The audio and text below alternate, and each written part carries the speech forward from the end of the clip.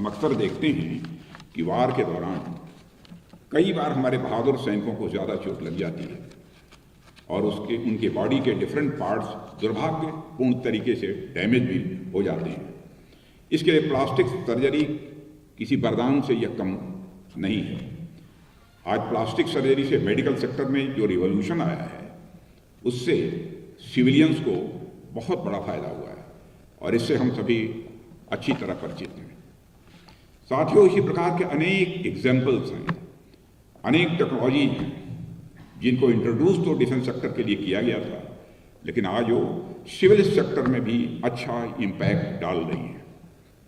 और आप सभी जानते हैं कि फ्रंटियर रिसर्च एंड डेवलपमेंट का काम जितनी अच्छी तरह से आप कर सकते हैं शायद प्राइवेट सेक्टर न कर पाएँ, क्योंकि उसकी अनेक लिमिटेशंस भी हैं। पहली तो यही कि कटिंग एज टेक्नोलॉजीज के रिसर्च में सक्सेस की अपेक्षा फेल्योर काफ़ी ज़्यादा होता है। वैसे तो किसी भी रिसर्च एंड डेवलपमेंट में यह बात लागू होती है, पर फ्यूचरिस्टिक टेक्नोलॉजी में तो यह बात और अधिक लागू होती है। और अगर रिसर्च एंड डेवलपमेंट में सक्सेस भी मिल गई तो आने वाले समय में उसका कमर्शियलाइजेशन किस प्रकार हो पाएगा, प्रोडक्ट या सर्विस का बिजनेस मॉडल कैसा होगा, मार्केट में कैसा रिस्पांस होगा, उसके पेटेंट राइट्स या ओनरशिप किसके पास होंगी, यह आदि ऐसे अनेक इश्यूज हैं जो अनसर्टेन है, अनिश्चित है। इनके बारे में कुछ फोरकास्ट नहीं किया जा सकता है। ऐसे में प्राइवेट सेक्टर इस ओर आगे बढ़े यह आवश्यक नहीं है। इस कारण publicly funded defence research and development का रोल और भी अधिक इम्पॉर्टेंट हो जाता है।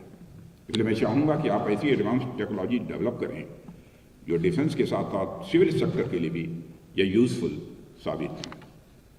साथियों, डिफेंस सेक्टर में इन सब के बाद मैं आपका ध्यान एक और कंपोनेंट की ओर आकर्षित करना चाहूँगा, जिसको ध्यान में रखते हुए हमें पूरे डिफेंस सेक्टर का चेहरा बदलना है, और वह कंपोनेंट है सेल्फ रिलायंस।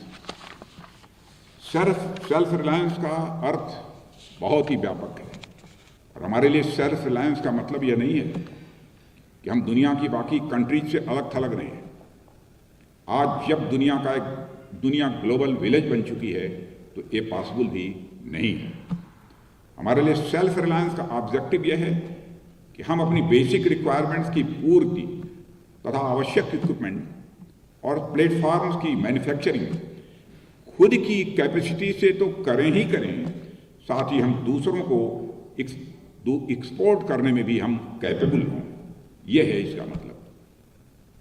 साथियों, भारत जैसा विशाल देश किसी भी इंपॉर्टेंट सेक्टर में इंपोर्ट पर एक्सक्लूसिवली डिपेंडेंट नहीं रह सकता है। यदि हम डिफेंस इक्विपमेंट और प्लेटफॉर्म्स को सिर्फ इंपोर्ट करेंगे तो यह डिफेंस सेक्टर में हमें दूसरे देशों पर डिपेंडेंट बनाएगा ही, और यह डिपेंडेंसी हमारी स्ट्रेटेजिक ऑटोनॉमी के लिए भी बाधक होगी ही होगी। और बिना सेल्फ रिलायंस के हम ग्लोबल इश्यूज पर अपने नेशनल इंटरेस्ट के अनुसार इंडिपेंडेंट डिसीजन भी नहीं ले सकते। इसके साथ ही हम दूसरे देशों से जितना ज़्यादा इक्विपमेंट इंपोर्ट करेंगे वो हमारे बैलेंस ऑफ ट्रेड पर भी उतना ही एडवर्स इम्पैक्ट डालेगा, और यह हमारी इकॉनमी के लिए अच्छा नहीं होगा। यदि हम नेट इंपोर्टर की बजाय नेट एक्सपोर्टर हुए तो इससे न सिर्फ हमारी इकॉनमी मजबूत होगी बल्कि हमारे यहाँ एम्प्लॉयमेंट की अपॉर्चुनिटीज भी बढ़ेंगी। साथियों, कहते हैं कि किसी भी चीज़ की काबिलियत तभी परखी जाती है जब हमें यह पता चले कि उसे खरीद कौन रहा है। अगर आप कुछ बनाएं और आपके घर वाले ही उससे खरीद लें तो इसमें कोई खास बात नहीं है। वो लोग तो आपके परिवार के सदस्य हैं, वो तो खरीदेंगे ही खरीदेंगे, लेकिन अगर आप अपनी बनाई चीज़ को मार्केट में बेच पा रहे हैं तो इसका मतलब यह है कि आपने एक क्वालिटी प्रोडक्ट बनाया है। भारत में बनाए गए डिफेंस इक्विपमेंट पर भी यही बात पूरी तरह से लागू होती है, और आज भारत जो भी डिफेंस इक्विपमेंट बना रहा है उसे कितना एक्सपोर्ट कर पाता है, यही हमारा सबसे बड़ा टेस्ट होगा। एक हद तक हम टेस्ट में सफल भी हो रहे हैं। आज हम अनेक देशों को डिफेंस इक्विपमेंट एक्सपोर्ट कर रहे हैं। पिछले कुछ वर्षों में हमारा एक्सपोर्ट कई गुना बढ़ा है। बाहर के देश हमारे डिफेंस इक्विपमेंट में इंटरेस्ट दिखा रहे हैं और हमें इस गति को और तेज करने की आवश्यकता है।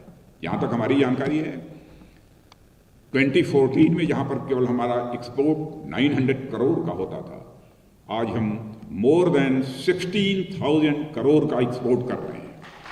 यह है हमारा ताकत।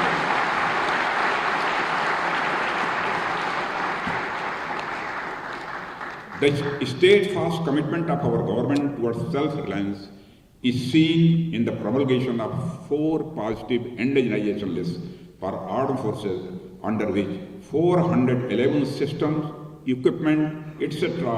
are covered. Similarly, we have just promulgated a 4th positive indigenization list for DPSUs, taking the number of import embargo items to 4,666.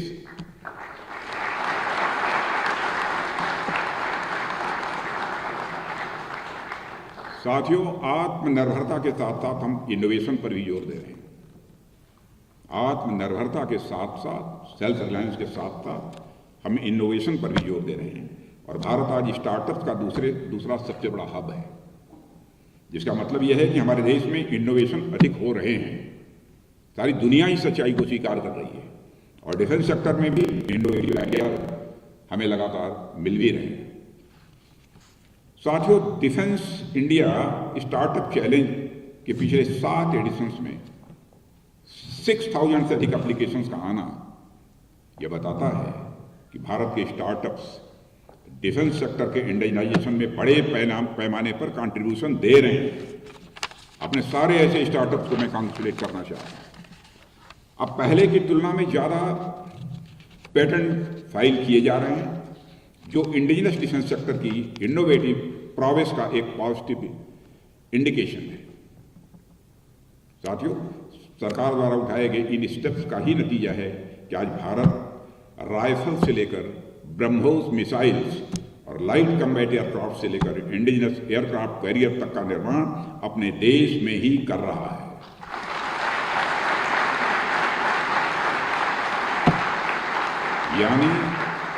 यानी हर छोटी बड़ी टेक्नोलॉजी में हम सेल्फ रिलायंट बन रहे हैं। माननीय प्रधानमंत्री जी की लीडरशिप में भारत ने एक स्वप्न देखा है और वह स्वप्न है 2047 तक एक डेवलप्ड इंडिया का स्वप्न। 2047 तक एक डेवलप्ड इंडिया।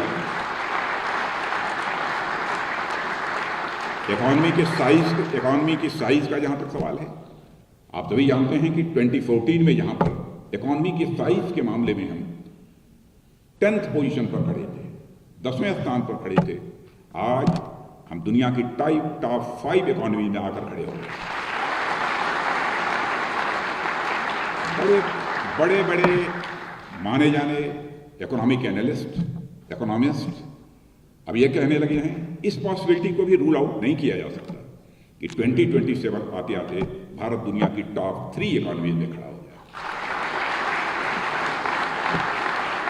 और मैं तो पूरी तरह से कॉन्फिडेंट हूं कि यदि ऐसे ही हम आगे बढ़ते रहे, 2047 आते आते इस पॉसिबिलिटी को भी रूल आउट नहीं किया जा सकता है कि भारत वर्ल्ड की टॉप इकोनॉमी बन जाए।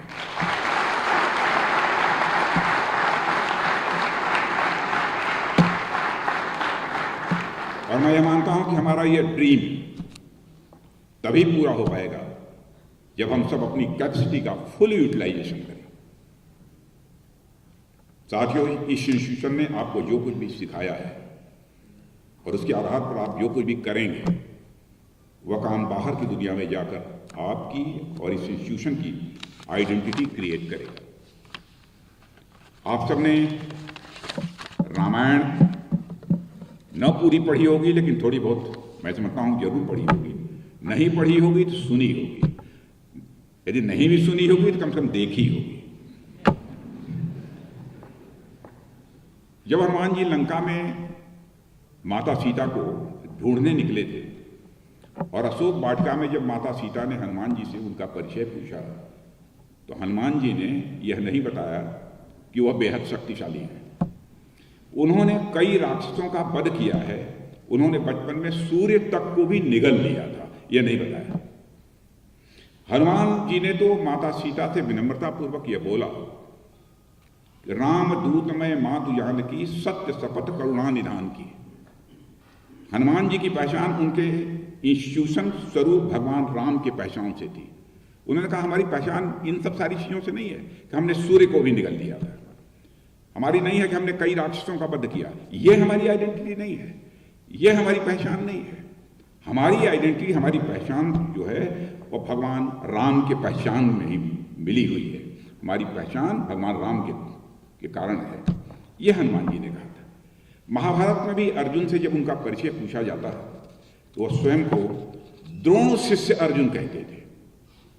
द्रोण शिष्य अर्जुन, अपना परिचय अर्जुन देकर नहीं बताते, मैं द्रोणाचार्य का शिष्य अर्जुन हूं, द्रोण शिष्य अर्जुन।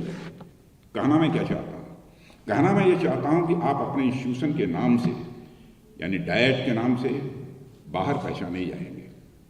और इसके साथ यह भी उतना ही सही है कि यह इंस्टीट्यूशन भी आपके ही वर्क से, आपके कामकाज से दुनिया में जाना जाएगा। आने वाले समय में आप लोगों के वर्क्स, आप लोगों के काम इस इंस्टीट्यूशन को डिफाइन करेंगे। इसलिए आपके सोल्जर्स पर यह दोहरी रिस्पॉन्सिबिलिटी है कि आप अपने साथ साथ अपने इंस्टीट्यूशन और नेशन का नाम ऊंचा करें। मैं चाहूँगा जिस ज्ञान को लेकर आप यहाँ से जा रहे हैं, इसकी ज्योति समस्त समाज में फैलनी चाहिए, सारी दुनिया में फैलनी चाहिए।